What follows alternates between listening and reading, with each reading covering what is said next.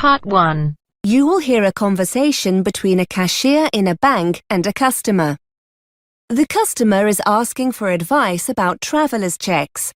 First, you have some time to look at questions 1 to 3.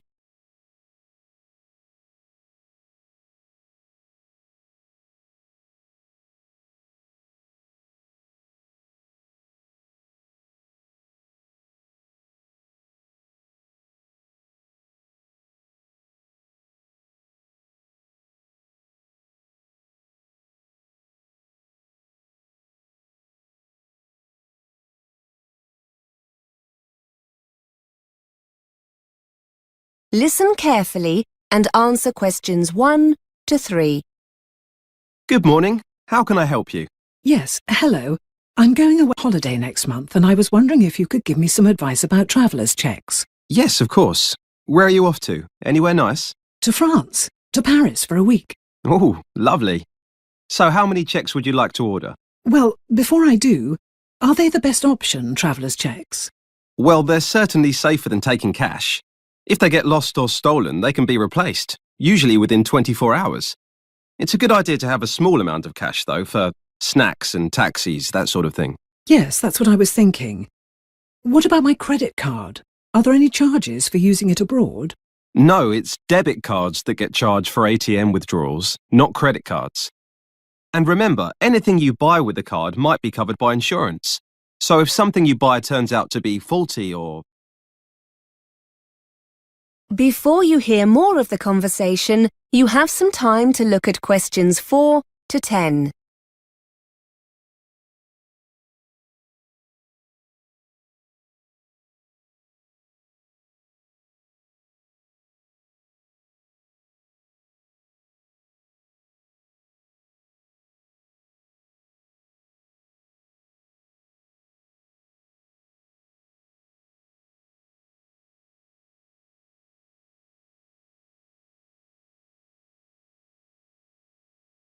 Now listen and answer questions 4 to 10. So it's probably a good idea to do all three then. Traveller's checks, credit card, some cash, yes? Yes. So, how many traveller's checks would you like? I was thinking about £300. How long will they take to arrive? It depends. If you order before 2:30 between Monday and Thursday, you'll have them the next day by 10 a.m. in the branch. Or if we post them to you, you'll have them by 5 p.m. Oh, but I was hoping I could order them today. That's okay. Orders taken at any time on Saturday will be here in the branch at 10 a.m. on Tuesday, or delivered to your home by Tuesday at 1:30. OK, that's all right. I don't mind waiting until then. Can I order them now? Yes. Have you got an account with us? Yes. Here's my credit card. Thanks. Let's just log in and I can place an order for you. Could you confirm your date of birth? 15th of the 3rd, 1975. What's the commission on the checks, by the way? It's 1.5%. That's pretty standard, I think you'll find. And what happens if I don't spend them all? Will I be able to bring them back? Yes, no problem. We buy them back and there are no additional charges or conditions of return. So, would you like me to go ahead and place an order? Yes, please.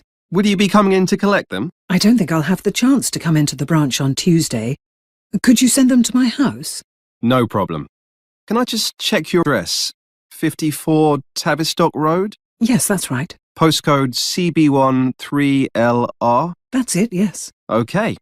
So that's £300 worth of traveller's checks. Yes, please. Now, what about euros? Would you like to order any? No, thank you. I still have some at home from the last holiday. I forgot to change them at the airport when we got back. I was going to give them to our daughter, but I'll treat myself for a change, I think. Good idea. So, £300 in traveller's checks. Could I ask you to sign here to confirm the order? Thank you. OK, that's done for you. Your checks will be with you by 1:30 Tuesday. Someone will need to be at home to sign for them. Will that be OK? Yes, I'll be at work, but my husband will be in. Is that OK? Yes, that's fine. Have a lovely holiday. That is the end of Part 1. You now have half a minute to check your answers.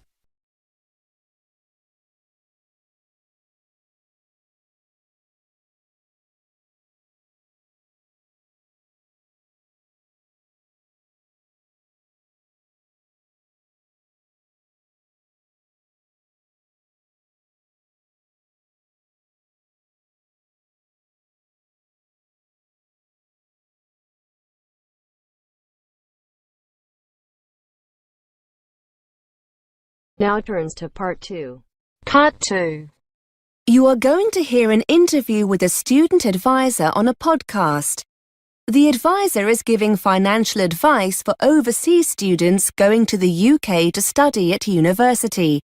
First, you have some time to look at questions 11 to 15.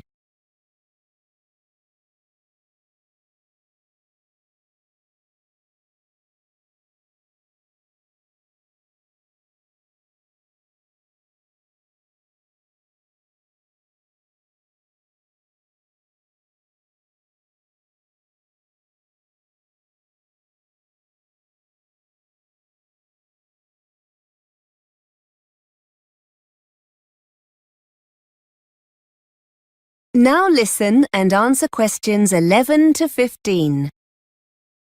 Welcome to our monthly podcast for overseas students planning to study in the UK. This month we're looking at how to make your money last longer while studying here. And to help us find some bargains, I have Jenny Lubeck from the Student Union. Jenny, students are renowned for being hard up, but there are lots of savings to be made, aren't there? Well, as soon as students start their course at university or college, they'll be able to buy their NUS Extra card. This will enable them to get a wide range of discounts on essentials like books, clothes and eating out. The card only costs about £12 for 1 year, and for about the same amount you can include an Isaac card. The Isaac is an internationally recognised discount card for full-time students. Discount offerings vary and usually include things like travel, guidebooks, music, eating out, that kind of thing. Students are told all about this when they start their studies, but if your listeners want to find out more about these cards before they arrive, I've put some details of websites on the podcast page. Now, travel costs can mount up for students, can't they? I know the Isaac card is useful here, but are there any other things students should be aware of? Understandably, lots of overseas students like to take the opportunity to travel around the country whilst they're in the UK, and for this reason, I'd strongly recommend they invest in a young person's rail card. To be eligible, you need to be between 16 and 25. Mature students over the age of 25 can also apply, so long as they're in full-time education. You can buy a 1-year or 3-year card, and it gives you a third off rail journeys across the UK. The card also gives you access to competitions and things like theatre discounts and holiday offers. At the moment, a 1-year card costs £28 and it's £65 for a 3-year card. Before you hear more of the interview, you have some time to look at questions 6 to 20.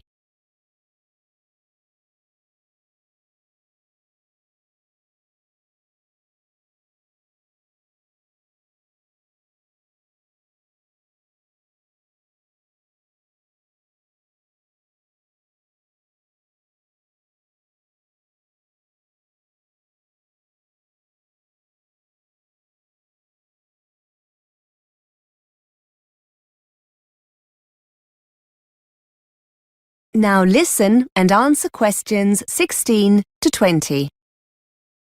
And what about buses?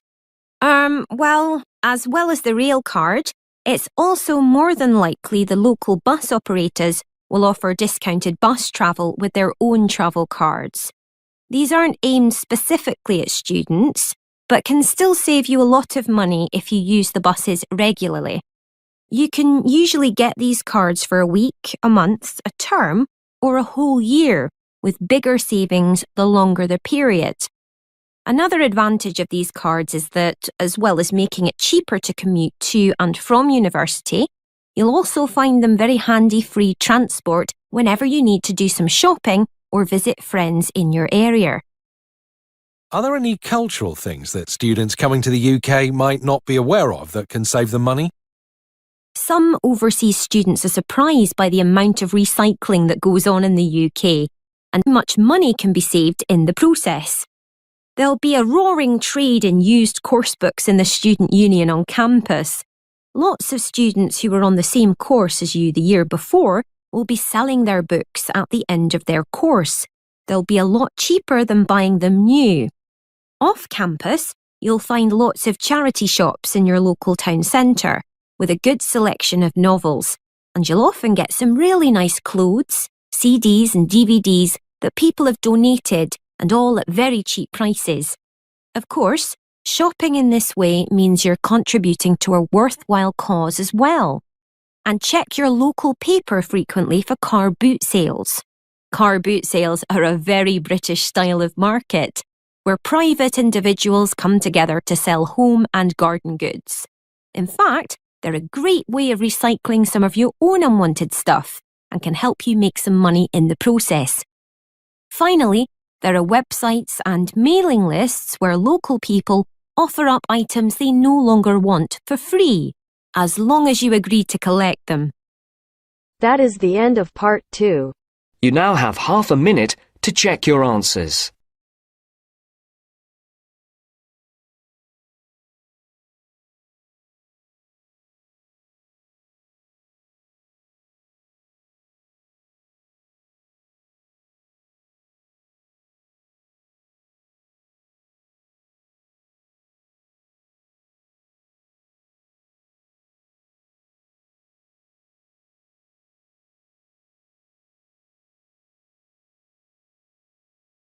Now turns to part 3. Part 3. You will hear a tutor answering students' questions about using the college intranet.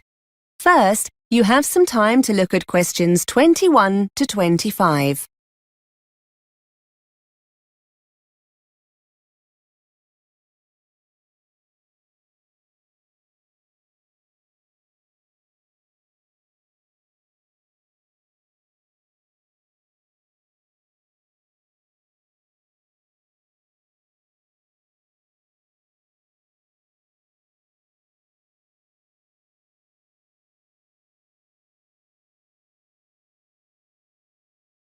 Now listen and answer questions 21 to 25.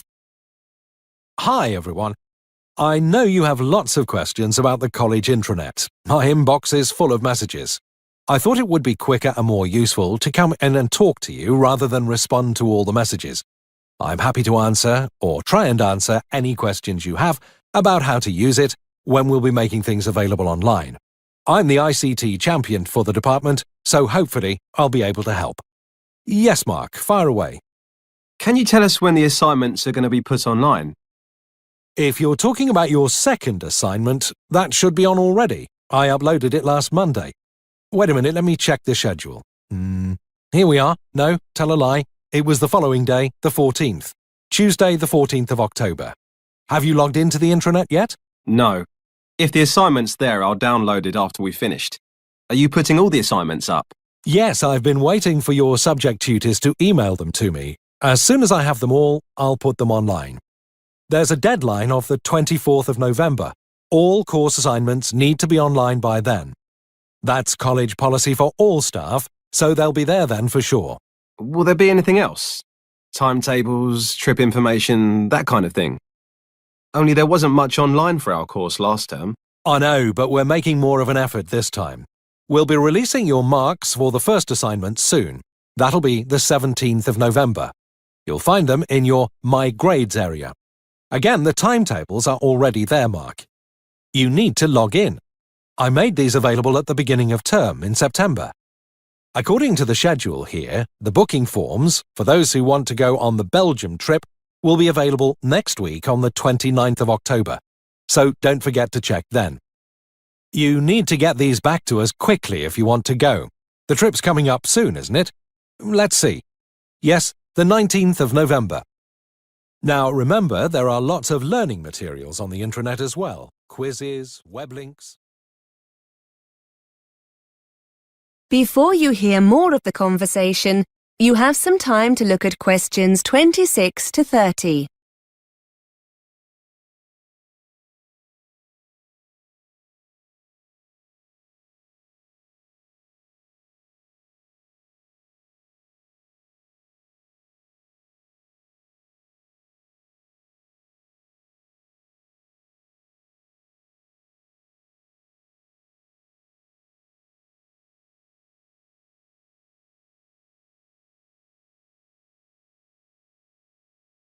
Now listen and answer questions 26 to 30. Sir, wouldn't it be easier if we were just given the documents, so we don't have to go online to get them?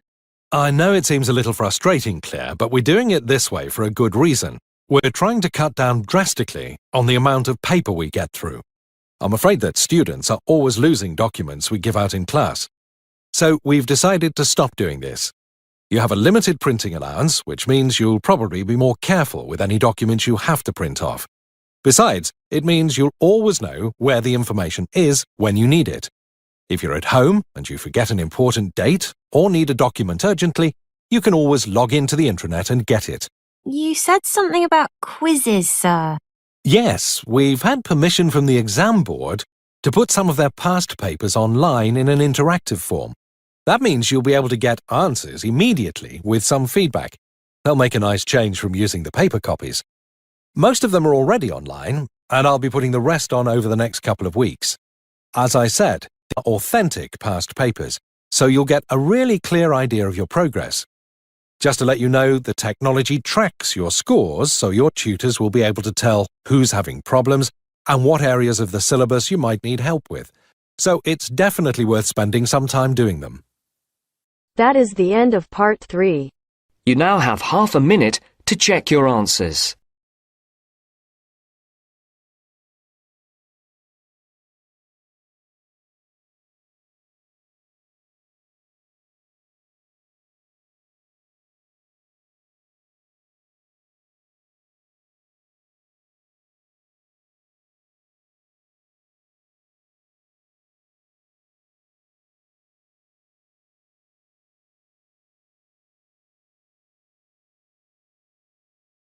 Now turns to part 4. Part 4. You are going to hear a tutor giving a lecture on the subject of obesity. First, you have some time to look at questions 31 to 40.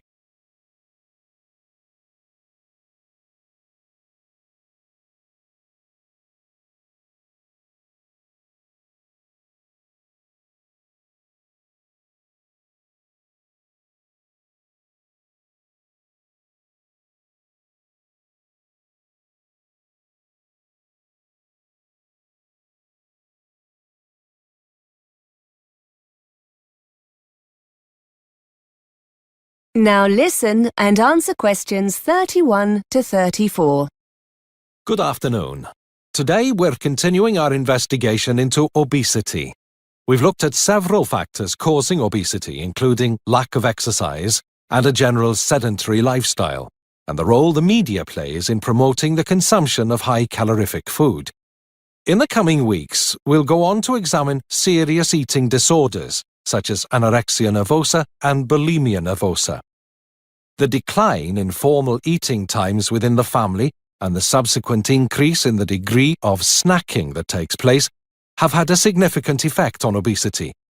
Today, we're going to turn our attention to an example of this, what has been termed emotional hunger or emotional eating, as opposed to the consumption of food to satisfy physical need. Studies have uncovered how our emotional state can lead to us eating more than we physically need. It was originally believed that negative emotions brought on through depression or anxiety were the main cause of this. But it is now acknowledged that positive emotions can have a similar effect on our eating habits. Not everyone is susceptible to emotional eating, and even those who do suffer have highly individual symptoms. However, there are common themes. It seems that people who are already overweight are more susceptible to emotional eating when suffering negative emotions than those who are underweight. Equally, excessive eating of this kind can happen during or after happy events, when larger meals than normal tend to be eaten. So, what are the signs that someone is eating to satisfy an emotional stimulus? Well, there are several differences between emotional and physical hunger. Those experiencing emotional hunger will feel the urge to eat all of a sudden. This compares to the gradual sensation of hunger that occurs with a physical stimulus.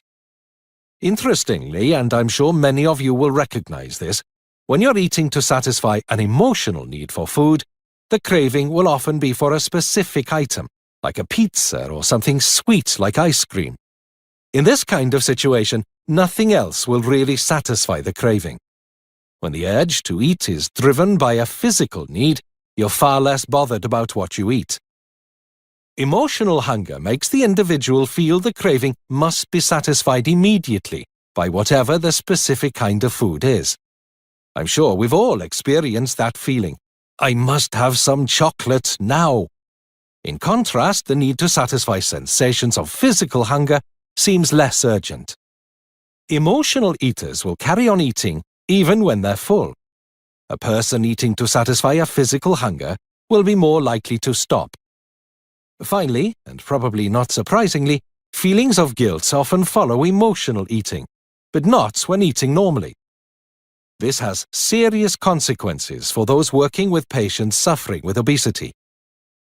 One way to deal with this is to educate sufferers into understanding the different symptoms of physical and emotional hunger, and to try to help them identify the pressure points during a typical day when daily stresses occur. Being conscious of one's eating habits is the first step in dealing with the problem. That is the end of part 4. You now have half a minute to check your answers.